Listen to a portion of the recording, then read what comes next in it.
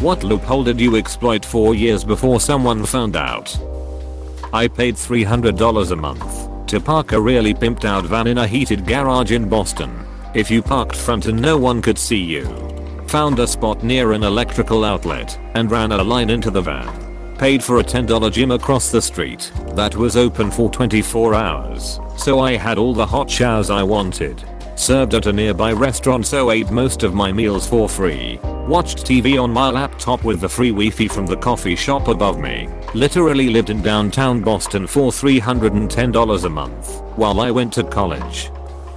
There is an app for a local burger chain where it allows you to roll the dice to get a code for a free double patty burger upgrade. It was designed so you could only try it once per day, and it even shows the date of the roll on the code so the cashier could verify it. However, I found out that you can just change the date on your phone and try again immediately. If you got nothing, change it again and just keep going until you get the code. Then, when you got the code, you change the date back to current date and the app updates the code so it looks like you rolled it today. I got free burger upgrades for years until they finally got rid of the feature altogether. I don't know if anyone ever figured out this exploit. They removed it for other reasons. Hungry Jack's Aussie Burger King has a check-in on your phone and get a random deal thing. A few years back, I ended up rolling a full combo meal, took a screenshot, and got free food for months because they never checked if it was legit or not. When I was a kid, there was a payphone down the street that, if you put your quarter in, made a call but no one answered, it would give you back 2 quarters. Went there all the time and called home when I knew no one was there to answer. My friend and I would go around to the payphones at the mall and do the trick where you repeatedly press the lever that hangs up the receiver, and out popped a handful of quarters. My friend used to restock condom machines in pubs and collect the money from them. The machines would always break and get jammed all the time, but because it was condoms, no one would ever tell someone that the machine ate their money. He would just count how many condoms were gone and give that amount of money to the company and pocket the rest. Edit. I meant to also say he moved on to another job. Apparently the next person that did it collected all the money correctly and threw all their figures out. I went to a sporting goods store and they asked me for my phone number when I was paying. I was in a bad mood and didn't want to fight with the clerk, so I told them our local area code plus 555 to 1212, which is the old number for directory assistance. Clerk accepted it and I left. When I checked my receipt, I had a huge number of loyalty points because apparently a ton of other people did the same thing. I called the office the next day and switched the account to my new address a half dozen times over the next few years. I went and got free stuff with all the points that I kept racking up as one of their most loyal customers. Edit. Wow. I've never had a comment blow up like this before. Thanks everyone. Exclamation mark. Totally made my day. Exclamation mark. Parking meters took credit cards, but they weren't actually connected to a live network at all times. The machine just confirmed the card number was valid and was not expired, then spit out a valid pass. So when my card number got stolen and replaced, I kept my old, cancelled card. Of course, when the system tried to run the card later, it would be declined. My car and I were long gone by then. Sadly, they wised up and now it charges your card before giving you a pass. The McDonald's app used to have an entry in the order book for garlic parmesan fries that you only found through the search option. It cost $0. 00. Every time I ordered it, I got free regular fries. Also, you can set the drink option on Happy Meals to coffee, which is not really a loophole but handy. Worked out how to get the jackpot every time on a Connect 4 fruit machine in a pub I used to drink in. It would cost about 5 to 10 before you'd get into the bonus round. Then when you did, you'd play a Connect 4 game against the machine. You place the first counter, and then after the machine places the next counter, you mirror the machine's move. Every game ends in a draw, and you win the jackpot, which was 50. The pub landlord removed the machine after around 3 months as it was regularly empty. Basically paid for my drinking and more for 3 months. One week the local Chick-fil-A put a coupon in a local coupon magazine flyer which was buy one, get one free, any item on the menu. Next to that coupon they had a 50% off any menu item. I carefully checked, and neither coupon mentioned cannot be combined with any other offer anywhere on it. So I ran out to the local grocery store and grabbed a stack of these flyers. Sure enough, the next week the offer was gone. But it was too late to stop me. I spent almost 2 years as a grad student living almost exclusively off of 128 count nugget platters that I would get for 25% of the cost. First half off, second free.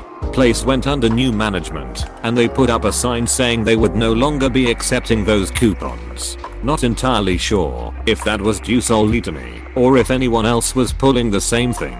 I had about 20 coupon pairs left when they shut it down. I had a similar thing with my friend in Cantuna. We were shopping after our gym visit and came across some incredibly cheap tuna, not even on sale. I think an ordinary can cost something like 1.5 USD, but this was like 30 cents. So naturally we bought like 30 cans each on multiple occasions, and a few weeks later the price had gone up to something like 1.3 USD instead. I'd like to believe we were the culprits of that. Still ongoing. Thanks to a charge card I was granted top tier elite status with a hotel chain. I downgraded 6 years ago, but the status remained. The hotel chain went through a merger, but since I had retained the status for over 10 years I was given lifetime top status in the new program that was created. My old job I worked at a pretty large gym, gold level, like the third highest level. Monthly fee was $79 for the gold membership, but employees got a free diamond membership. Worked there for a year and a half before I quit, but my account was never deactivated. Been going there for a while completely free. Still not found out. Diamond membership is like $200 a month. Back in 1999/2000 there was this web advertising company called AllAdvantage. You could install their ad banner on your computer and it would occupy like the bottom 15% of your screen and show you ads, and AA would pay you for the time you were exposed to the ads.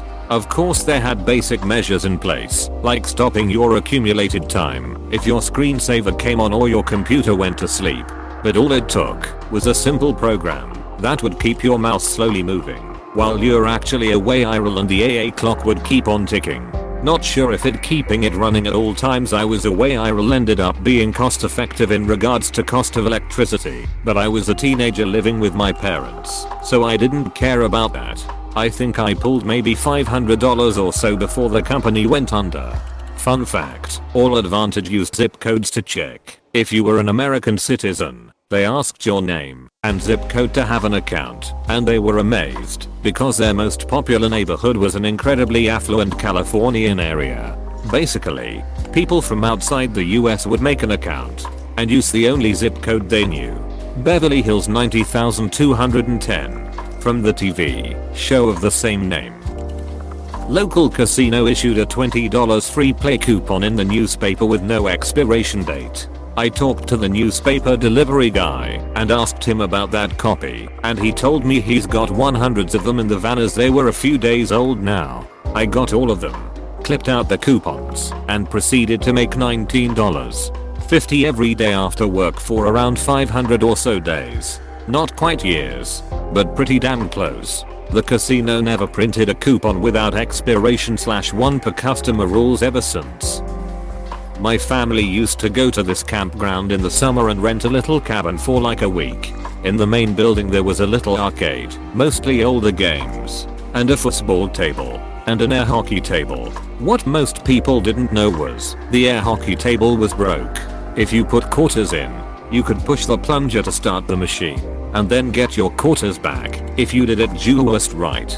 A couple of years in a row were super fun because me and one other kid that knew would keep air hockey going for the entire time. The arcade would be filled with kids who would often play other games while waiting their turn at air hockey. They must have found out after a few years though, because one year we went back and it was fixed. The arcade was also a complete ghost town, and the campground made no money off it after that. That's when I fully realized and understood the concept of a loss leader at like 13 years old. Got keys to a new flat on a Friday afternoon. The place had electric, but it wasn't in my name. Went to the electric company just before closing, and the lady said flat A to say, We only have record of 7 flats on that building. Tell you what, glances at the clock. Come back Monday with the serial number on your meter. And we'll get you all hooked up. I never went back and enjoyed free electric for over 2 years until I moved out. Edit to clarify, when I say wasn't in my name, this was originally a large single dwelling property that had been converted into flats/apartments. My one, I guess, was a late addition and I was the first tenant. It simply wasn't registered to me or anyone. It's also standard here in the UK to pay the individual utility bills to the individual utility companies providing their services. Circa late 80s, you could make a long distance collect call from a payphone and charge it to a private number. The operator would call the other number to confirm. We'd ask the operator to call the number of another payphone nearby and have a friend authorize the call. Free long distance for almost a year. In the 1970s my dorm had one payphone. My parents wanted me to call them once a week.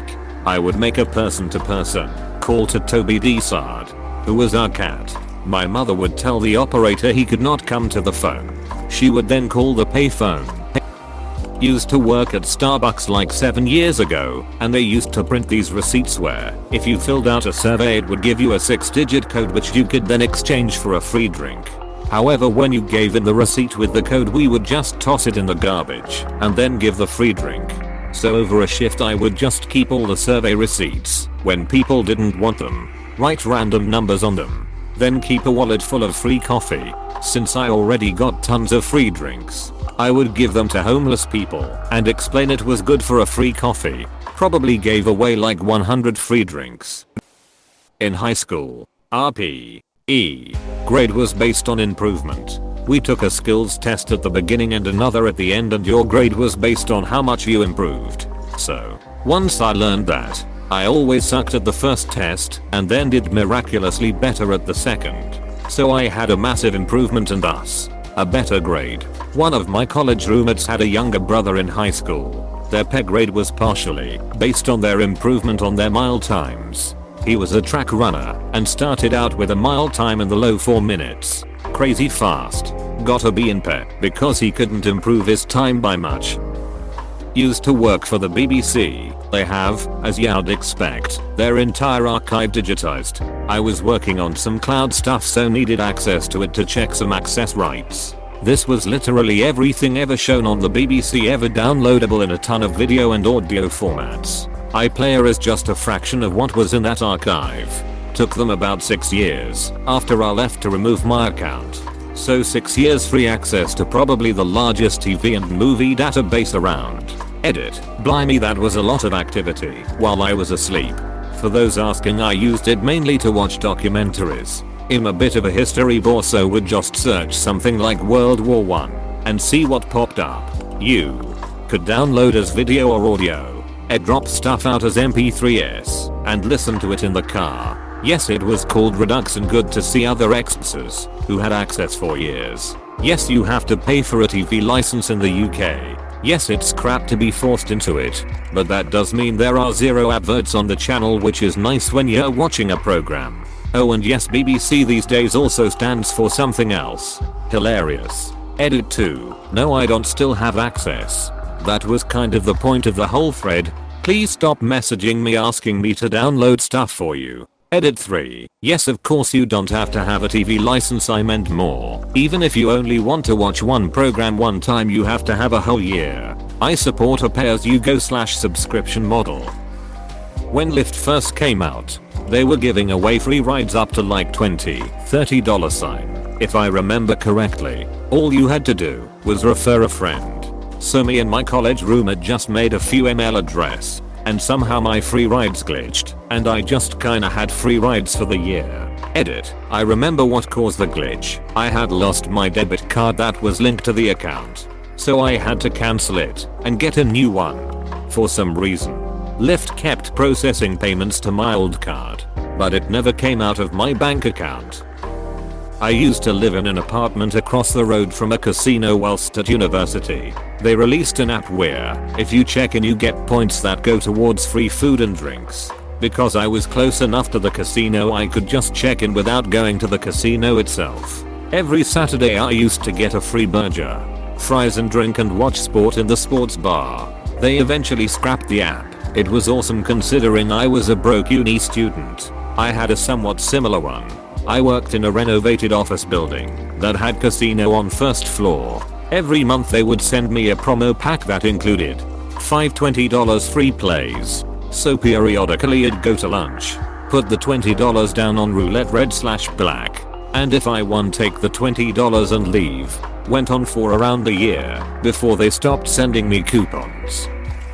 Growing up I worked at a chain grocery store. They had a policy in place that if an item price label didn't match the scanned price in the computer, the first item was free and any subsequent items would be for whichever price was lower. Every few months an elderly woman would come in and spend 4 to 5 hours shopping. When she would come up to the register, she would have a full cart and near everything would be free. I had to ring her out a handful of times and only caught a few items overall that she was wrong on. At one point, she found a comforter BBB mislabeled and got it for free. $40-50 sticker price. More than once the store manager would watch her on the store cameras to ensure she wasn't switching the stickers, but never saw her do anything sneaky, just very calmly looking over every item shelved one at a time. Eventually the policy changed and she stopped coming in at all. TL/DR store managers hate this one simple trick. There is a grocery chain that switches their ads out on Wednesday night for the new ad on Thursday. They have a policy. If the item rings up wrong you get the item for free. My local store sucks at pulling down the new ad, so I go shopping on Thursday and just grab all the items that the signs are still up for. I walk out with at least 10 to 12 items every week because they are too lazy. If you enjoy watching these videos, make sure to hit the subscribe button and like this video. Thanks.